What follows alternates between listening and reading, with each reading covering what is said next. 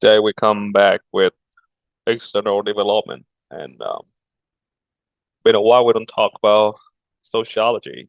I think it's a good time to come back with these topics as a core pillar of this program that only kind of social science so far. And with their nonprofit, with social fund focus and community building, like greenify, we definitely don't want touching the study of a community, and that is the internal reason for this. And the external reason is, of course, sustainability development is a three core pillar: society, economics, and environment. So that's coming up with this idea of mine that I think is a good time. We're talking about some external, some conceptualized idea of a community and society, which is we have a leading branch of study in sociology called community sociology, which is, of course, use the sociological approach to working on specific defined community and break it out as yet. Of course, it's a little bit different with the community study, which is a mix of sociology, anthropology. Sometimes it's urban study, sometimes it's cultural study about one specific community in different phases of the idea. So that's a little bit different with that field, but this field today, we just take a look about community sociology. Let's see what the sociologist is talking about community. That's why I name up this topic is community and society. Let's try to see how it's going. And a small plus on that, which is I just found, which is a great idea when develop this type of program, is I found out some philosophical idea with also related to community sociology from the East, from Confucius. It's a small tranquility and comparing with a great similarity, which is pretty big ideas of Confucius that still impact with the Eastern of the globe now today at some point. So I try to bring a little bit of the West and bring a little bit of the East in here, and I see how far we can go. Okay, so let's go straight to the point here. We talk about the concept. So the concept of the community in sociology has been tracked back to German sociologists and political critics, Ferdinand Tönnies, and it's coming to his first and the most famous book. The title is Gemeinschaft and Gesellschaft, which is translated to English is Community and Society, in 1887. And he's just one of the leading scholars in sociology after the time of Karl Marx and Engels. So the idea is pretty clear and pretty simple, but they have really groundbreaking idea that we always think about, but we never really deeply talk about that. And that's what I want to be the start of this study. So this is the two different idea. First one is the Gemeinschaft. Basically, it translates it's community. Now today we use this community. In the book, he's talking about as communal society. So what that means? That means it's just basically is a groups. We talk about this modern sign language, but we're gonna say that it's a group, or it start by independent individuals, and they bound together by common norms, and often because of shared physical space and shared beliefs. And the earliest form of that is family and religions, village, tribe. So that basically the idea of Gemeinschaft is. That's why the community is a bit extended version of that in a more general approach of own representative of all that kind of different group bounding. And I highlight here the common norms. So we talk about the norms. Norms is a hidden regulation. We're going to talk about this deeper in some sort of topic about cultural study, but I think we're touching a little bit of that in organizational development, in the theories of organizational cultures from Edgar Schein. So that's why it's all famous. You see the connection of all sociology and applied sociology, which is organizational development and leadership and management. We see that they all have the connection together as a literature. And norms basically is the rules, but hidden. Unspoken rules, basically the same thing. That's why we call norms and regulation hidden and clear. And yeah, obvious, we see a lot of things that we unspoken, we never talking. Like sometimes it's ethics, etiquette, like your dressing, the way you dress. You can dress whatever color, but maybe in professional worlds, like go to the court, you got to dress Western business attire as a qualified unspoken rules, common norms in the Western course. And you're dressing some sort of different costume, and that may be a little bit violate of unspoken rules. But there no regulation that you cannot dress that. That's why you can. Yeah. So it doesn't mean that you can violate that, because they still have unspoken rules in that group of individual. Could be community, it could be society. It's not everything gotta be speak out like law and written regulation. So that is basically the idea of norms. And as a second part, highlight the share.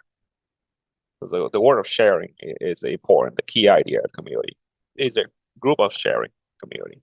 It's different with the group study or team study. We used to talk a little bit. In last February, with the first course of this program, we talk about team leadership or group forming groups in sociology, a team leadership and leadership study.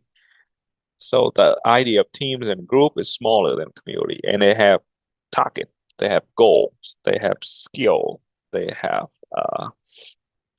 independent.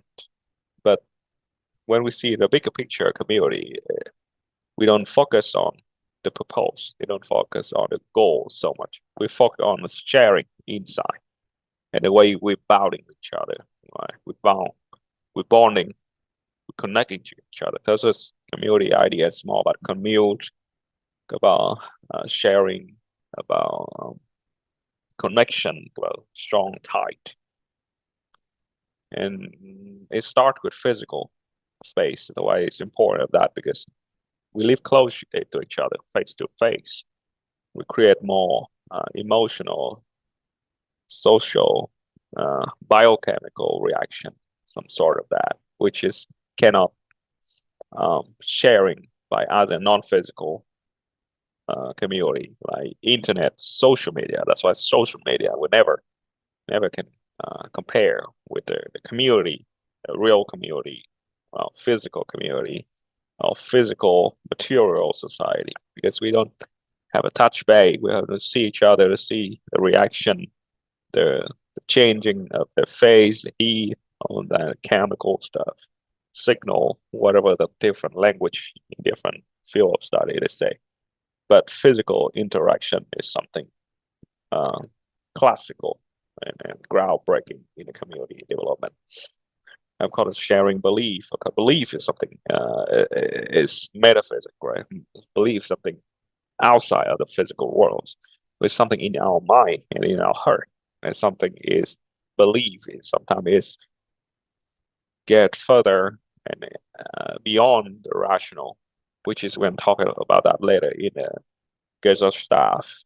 But when we believe that we believe we are brother and sister. That's why in religion they call each other brother and sister, and maybe call each other as some sort of different name of that relationship because they believe on that. It's not because they have like a blood tie or some genetic connection or some biological connection. It's just we have the spiritual connection, belief connection, supernatural connection, whatever the name of the game. But that's all forming a sort of special connection in this community. All right. And second, we're talking about what it's based on. It's based on the feelings of togetherness and mutual bonds. And I put in here that people have a simple and direct face-to-face relation with each other that are determined by Wesenweise, basically it's natural will. And this is so will is some philosophical term, so we'll not talk deeply about that, but natural will basically is just like the natural force that urging we connect with each other. Is a feeling of togetherness, the expectation of bonding. Even sometimes we say it, we rationally think that we don't want to be around people, or sometimes we just never think about that we need to have friends, we need to have a neighbor, we need to have family, but we need to be practiced in religious ritual, but some sort in our will, which is where the philosopher throw everything cannot explain of the force into that will. Some sort of the force naturally pushes us together when we have something trickle in our mind, in our spirit. So that's why it's just important. Now you see why the shared physical space is important. We have simple and direct face-to-face relation with each other. And the sense of togetherness and the bonds, the building out when we interact with each other directly and simple. It don't have to be complicated. It's why sound like pretty complicated, like in a school, for example, in a classroom. We have a complicated relationship, teacher and student, right? Student learn knowledge from teacher. Teacher sharing, pass out knowledge and direction to the student. But in the economical standpoint, student who is pay salary for teacher and for the facility. And in a social standpoint, that society pay out the money for teacher, for the school, and for the student. But the student cannot pay all of that, right? The classroom is not only run by teacher, it's also run by all other stakeholders in the university, and how they can have the class right now peacefully when teacher have all the tools and knowledge, and teacher, student, and student have a good mentality and readiness and happily, some sort of not happily, but feel comfortable to go to class. It's depend on the stable and the resourceful of society. So that is complexity. That's so complexity. That's why they have so much stakeholder in education. But community is simple. Yeah, we hang out 5, 10 people, hang out together. And next week we go 20. We sit down together, listen to other people's story, talking to each other, doing something fun in the morning, maybe build up on kind of the housing thing, clean up the trash in the river, and get back home, do some camping, talking a little bit of a story, have late night something, and we try and keep doing that, and more we doing that, more we have bonding to each other, and we all satisfy our feeling of togetherness. Everybody willing to do that, and that now is a natural will. And who not have natural will to do that would fall out. So they'll be kicked out of community, and community just be forming like that. And next month you referral 10 more people coming in, 10 more people coming in. Now the community is 20. After a couple practice, some people don't feel their natural will to keep doing that. They kick out. So now you just have 17 or so you have 14, but you keep doing that because that is what you do. You want to interact with each other and keep up that relation, not because of anything else, benefit, goal, interest, money, power, whatever. It's not about that. It's just about we do what the natural will take we to. That is the idea. Of course, when we talk about characteristic of the community is a strong personal relationship. Of course, we see that relationship is complexity. It's probably complex terms to explain, but in this, so in to compare with the idea of the Gemeinschaft, we could say that personal relationship is based on the feeling, emotion, social bond, the what now? Sharing of ideas, sharing the belief, gonna be on the core idea of personal relationship. Okay. Another characteristic of community is relatively simple social institutions. So we try to keep it simple. But when it goes complex, it start move up into society, which is other terms. And when it go to be complex social institution, we need more complexity tools to manage the complexity relationship. That's how. That's when the politics and the laws and the punish and reward, what is what regulations and compliance and check and balance everything coming in, because now it's so complexity. We have too much people seeking for so many different things, and if we want to hold that group individual together, we need more complexity tools and to control, to manage, to leading them. Community, keep it simple. Okay, and it have based on the implicit rules. Implicit is from inside, the whole idea implicit, and is opposite with explicit. Yeah, it's a written law from outside control. It's to control. Inside is explicit, and implicit is from inside control outside. It's two different terms. You see that terms a lot in psychology.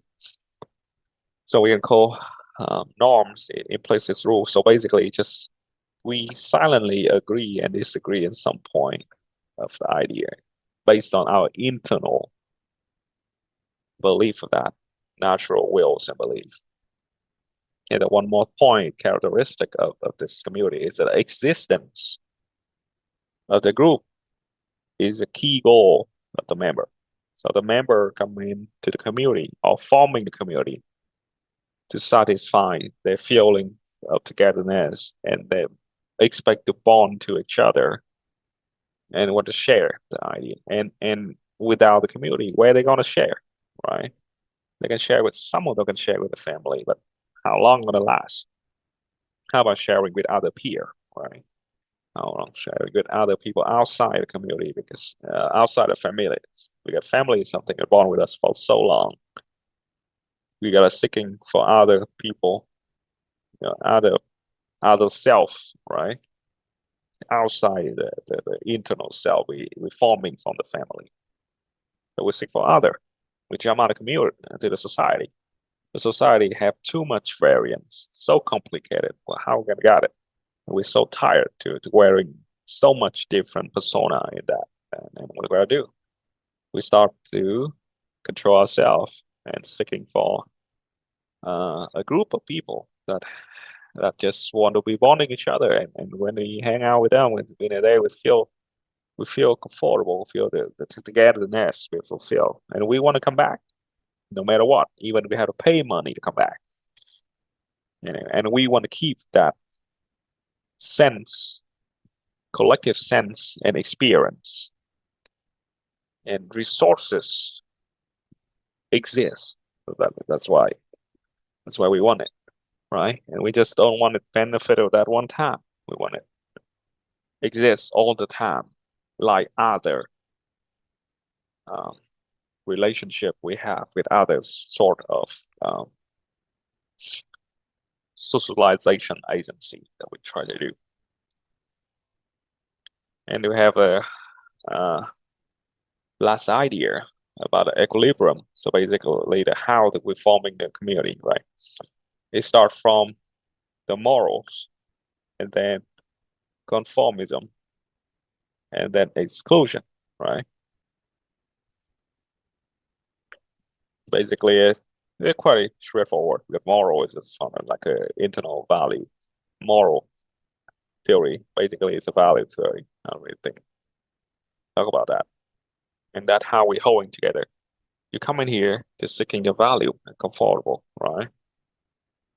And if you not coming here and not respect the norms and respect the feeling and respect the relationship of the community, and also you don't respect your own natural self, natural will to be togetherness, please get out, do something else. That's it. We don't have some sort of punishment. We don't have some sort of police and prison to take you out. You just walk out. That's it. We're not welcome. Or you just cannot connect with us. We're gonna say that. So that basically is a sort of Gemeinschaft, which is community. We have other kind of opposite with that, or kind of fulfillment, the gap of that community. So we see the community sound pretty good, but it's simple.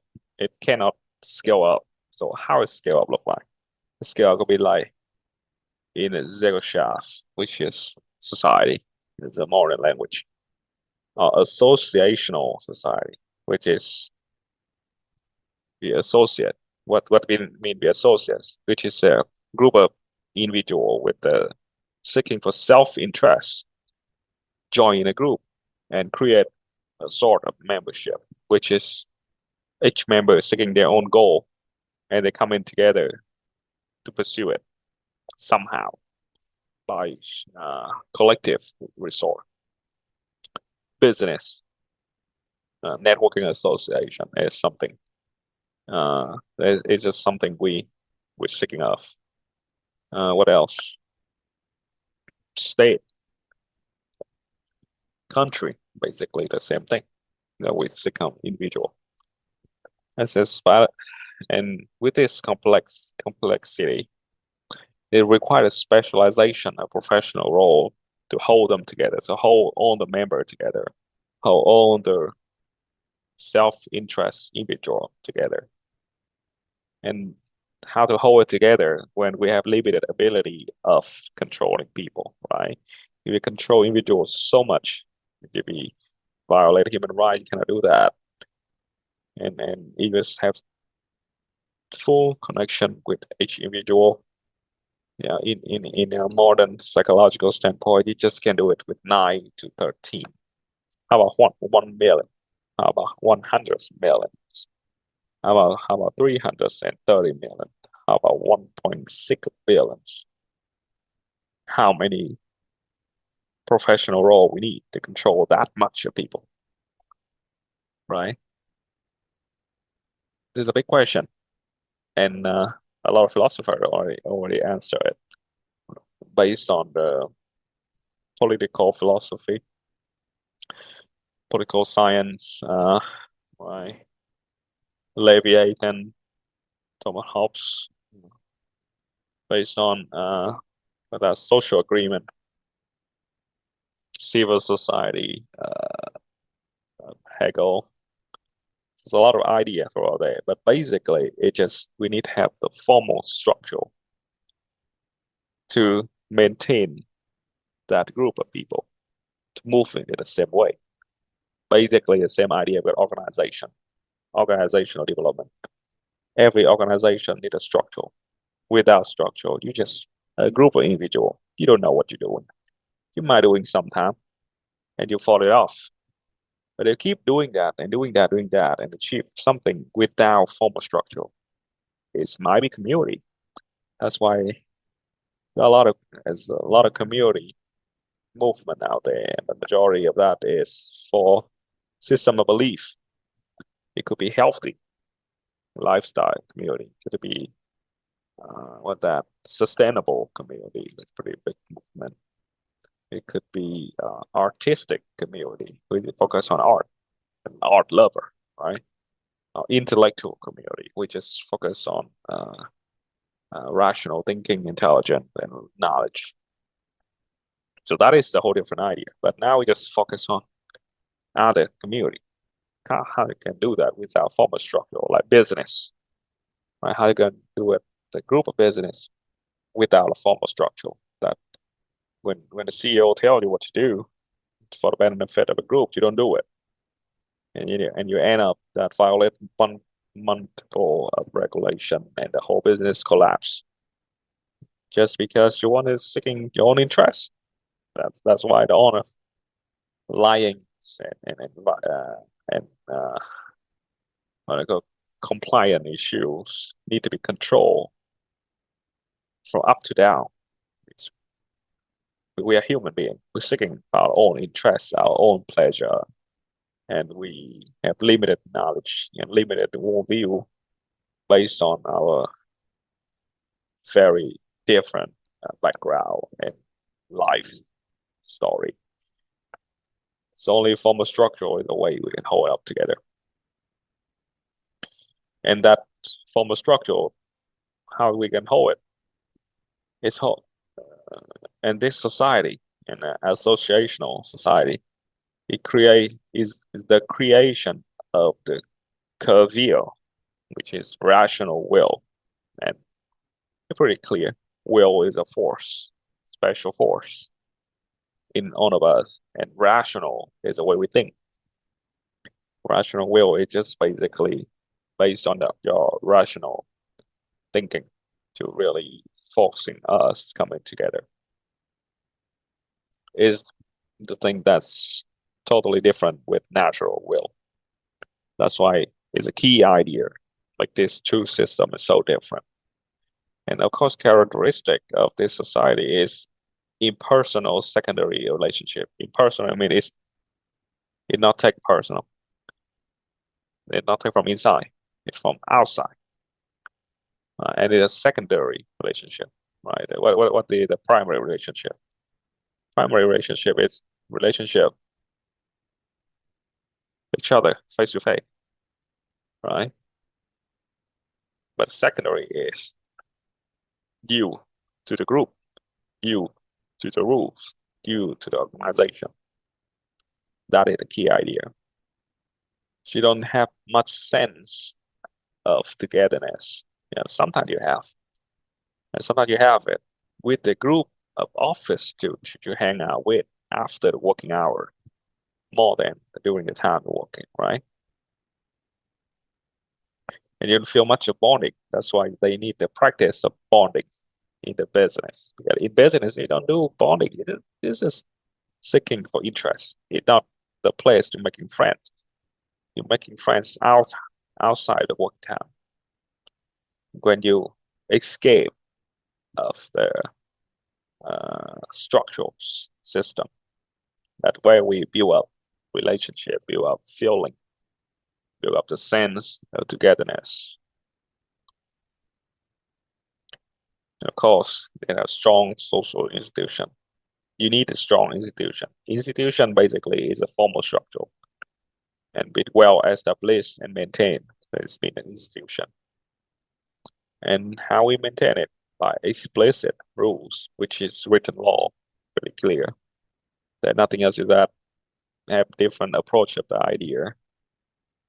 How to build the law, how to vote through the law, how to maintain the law, who violate the law get punishment, who obey the law if it's safe, and who protect the law have a reward.